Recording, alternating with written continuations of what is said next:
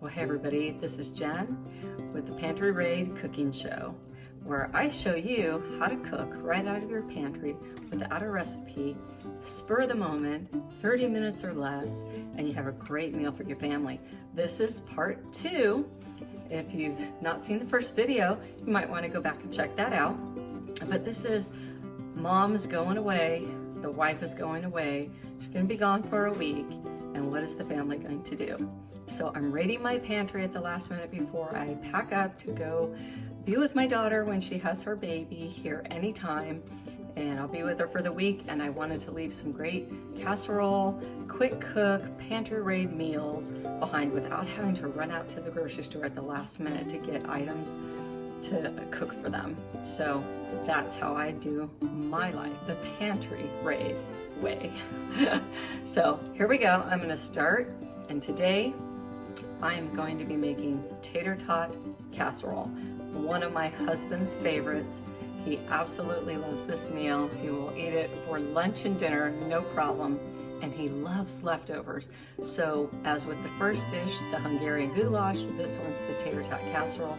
The more days the flavors marry together, the better the casserole. So really, spaghetti type dishes, better the next day. Things with lots of seasoning, better the next day. So it's going to be good for the next several days for him. I might come home one more time in the course of a week and a half and throw another crock pot pantry raid stew of some kind. So I'll bring you back for that one as well. So I've already got, and you know, really, I don't tell you quantities because it's to your flavor. If you like onions, throw a whole onion in. If you like a hint of onion, put a half an onion in. So I don't give flavor amounts at all because it really just depends on what you like to taste, and certainly taste along the way. That makes a really good cook. If it tastes good to you, go with it. If it feels like it's missing something, add a little bit more just to build up, whether it's garlic or salt or pepper or herbs, whatever it is, go by your taste. And so I'm going to put a little bit of vegan butter in a pan, start sauteing the onions, get those sweated out just a little, and then we'll add the ground turkey. One of the great things about a pantry raid, when I start seeing things that I haven't touched kind of hidden in the back of the fridge, and they're starting to get close to their expiration or getting dried out, or just whatever's starting to happen with vegetables and produce, they're getting a little bit limp, that's what I pantry raid.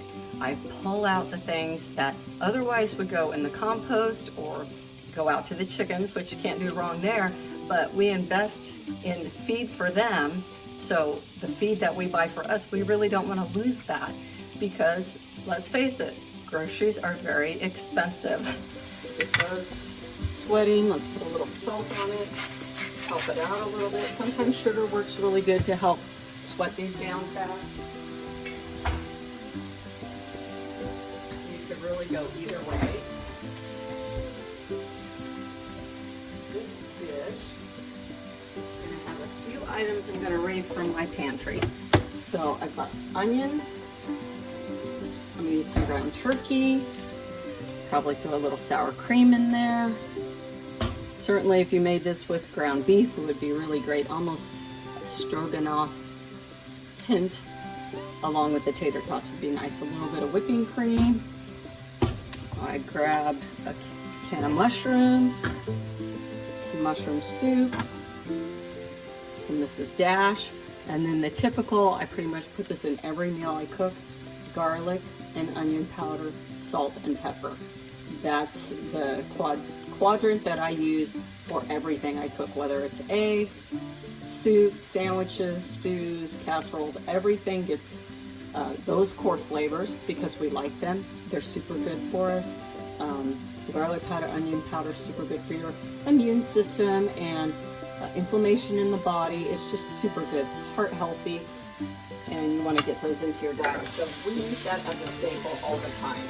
I'm going to use a round baking dish because my casserole's already being used for an egg casserole that I put in the fridge, and also the goulash is taking my other casserole. So we're going to do a round pan with this one. Cut this open and get that inside.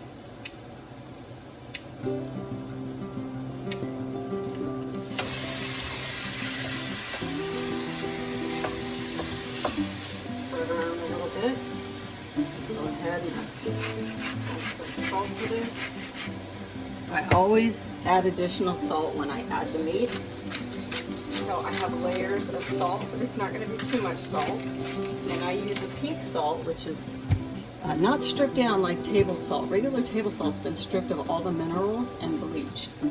Really bad for your heart.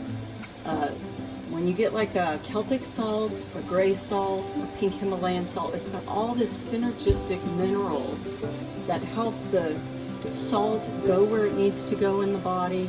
It's the driving engine so that you don't get too much sodium in the body. The minerals help the body to absorb the salt in a proper balance and excrete what's not needed.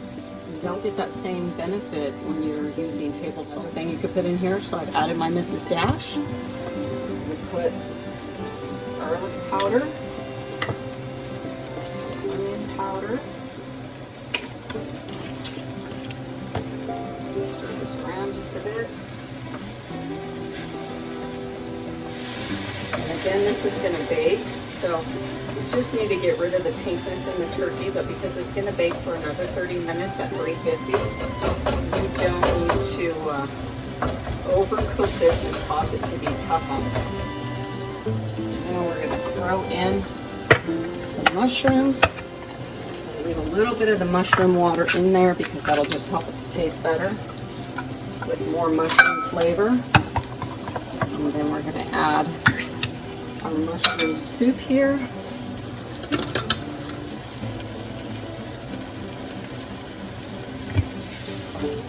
And I think with this casserole, to make it really nice, I'm going to add a little bit of Lee & Perrins Worcestershire sauce.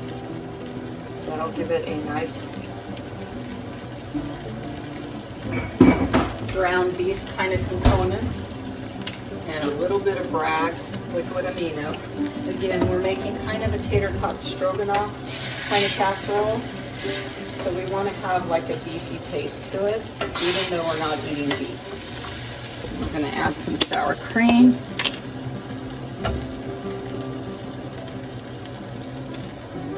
As much or as little as you like. I'm not going to have it super sour. A little bit of cream.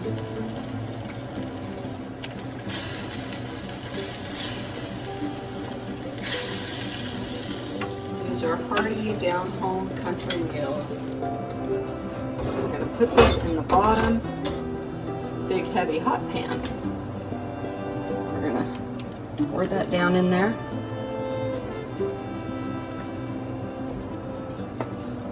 We're going to cover that with tater tots. We're going to top that with cheddar cheese. You could certainly use a mixture of cheddar and mozzarella. You could use pepper jack, Munster. I mean, really, you could put anything on this. I just happen to have this cheese, so that's what I'm using. We'll stick this in and bake this for about 30 minutes.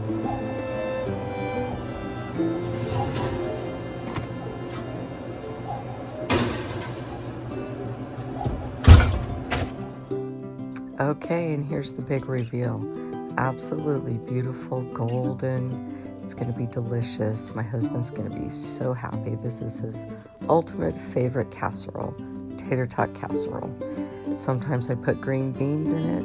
Sometimes I put peas in it. You can, sky's the limit there in your pantry. So dig in. See you on the next video.